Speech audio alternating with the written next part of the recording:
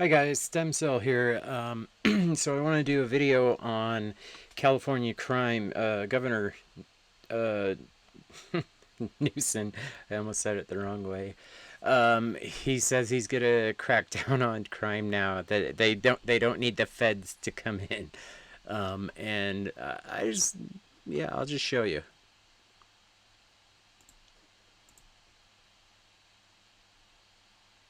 And this is more my own observation. This is not. This is more of a tonal observation. I don't think it's a very good argument to make that, well, we're down 15, 20% when you still have people whose cars are broken into. You still have crimes being committed. You still have murders. You still feel unsafe in certain parts of certain communities and all across this country. So I think we have to be very careful about that. And this is. He's such a slimy weasel. Slimy ass weasel. Okay, so let's go ahead and look at some California crime here.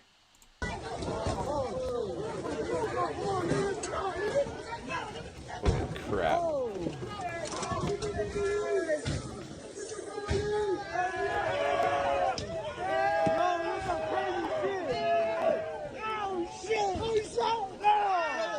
Oh my gosh, dude. What the hell?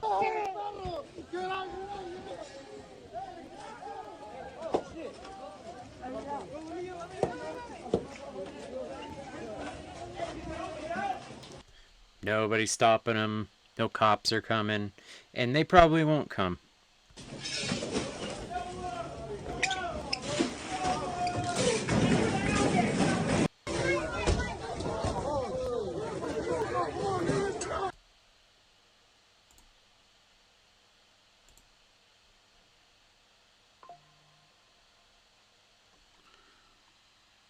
There is...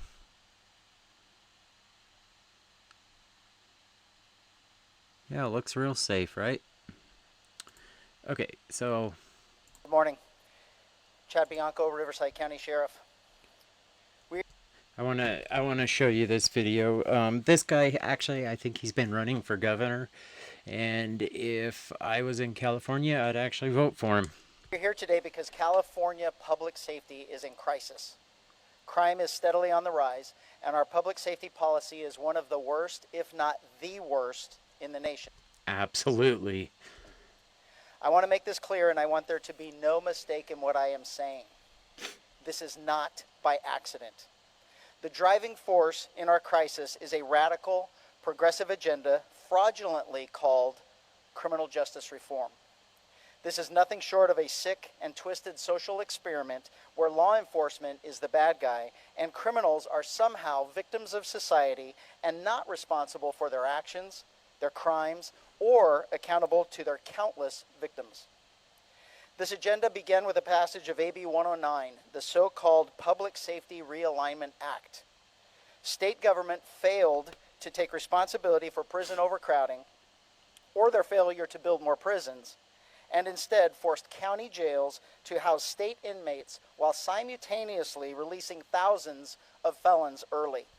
Oh my gosh, that makes a lot of sense. This has pushed our county jails to a near collapse and caused the early release of countless criminals. Thousands upon thousands of criminals are being released from custody early, crime is increasing, and our governor is closing prisons instead of building new ones. It defies common sense. In 2014, a complete fraud was perpetrated in California.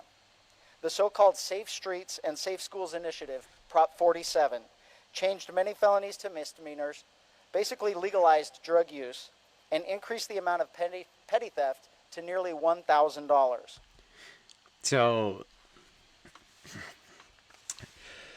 I've had the privilege of living in a sanctuary city in California, and it sucks. It sucks to be a responsible adult there because nobody else is. If you go to stores, everything, and I mean everything, is behind glass. It took me 25 minutes to get somebody from Walmart to come open a glass case and get me some sticky tape, and then I still had more shopping to do. I mean, laundry detergent, anything you could think of is behind glass there. And all the Walmart people just stand in a circle and talk. Um, anyways, it's a joke. And then if you go try and order stuff online, then all of a sudden all your stuff on your porch starts disappearing. And they won't even come if it's not over $1,000 and report it. That's what I got told.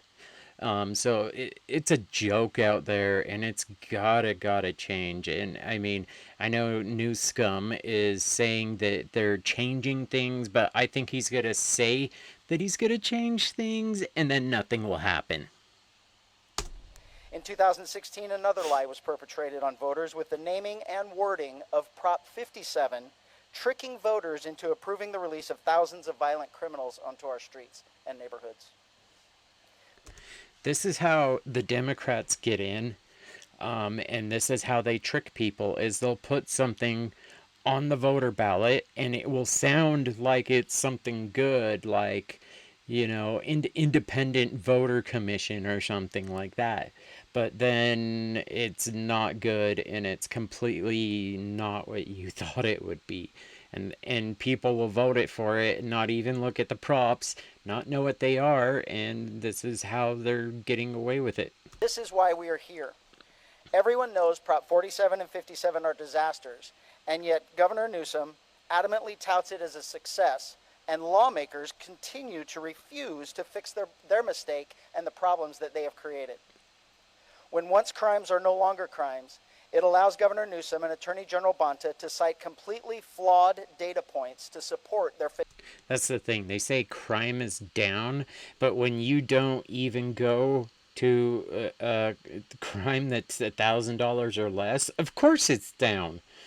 Because everybody's stealing stuff.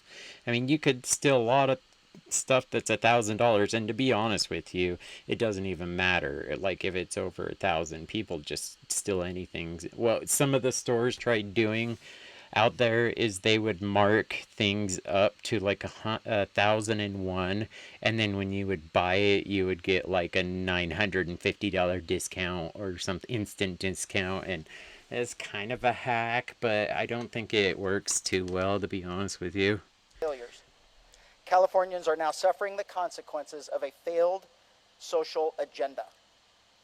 We are now at our breaking point, and Californians have had enough. The lie of Prop 47 has been exposed, and the progressive love affair with criminals at the expense of victims has infuriated law-abiding Californians. That's what I mean. When you follow civil law and criminal law, and there's just buttloads of people out there just stealing everything. I mean, it probably gets stolen sometimes 3-4 times. While we suffer every day with rampant theft causing our small businesses to close and our large box stores to move out of state, our supermajority of lawmakers... The only reason California still has a massive economy is all Silicon Valley, At least that's what I think. sit here in their guarded tower, oblivious to what is going on in their communities, experiencing drastic increases in all crimes, particularly violent crimes. Over the past 5 years, law enforcement has been unable to get our progressive left majority to even consider any new law or modification to an existing law that would increase punishment or send criminals to prison.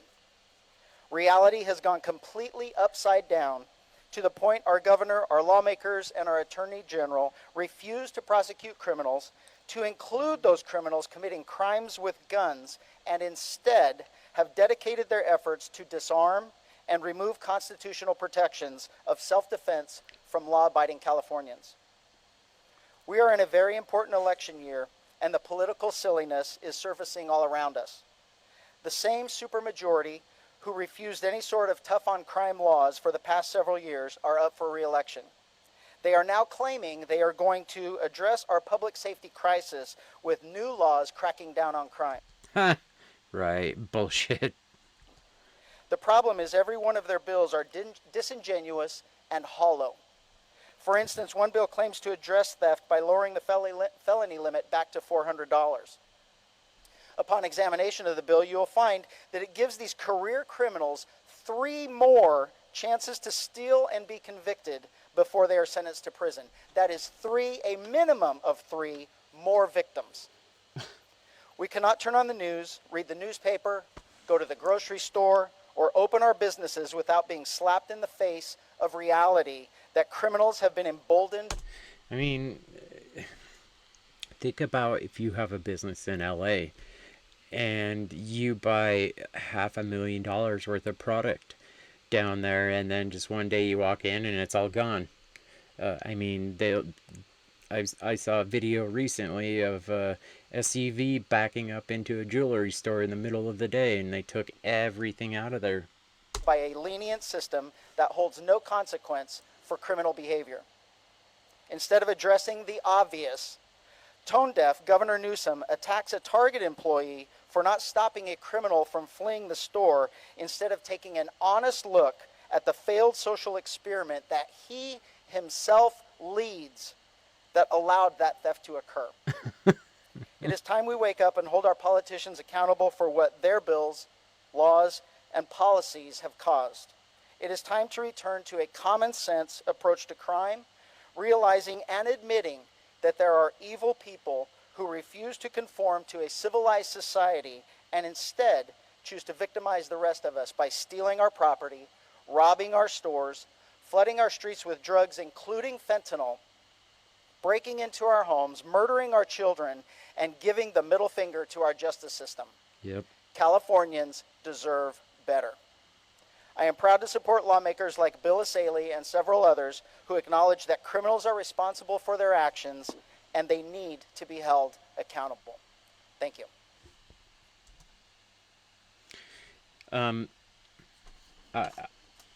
California has just got to get rid of a lot of their lawmakers, and they've got to get their stuff together, man. It's causing problems not just in California, but it causes problems everywhere because all the people fleeing California go to other states, and then they'll bring their voting habits with them a lot of times too. Anyways, let me know what you guys think, how much of a problem this is, and how you feel about it. Like, comment, and subscribe. I hope you guys have a good day, and I will see you on the next one.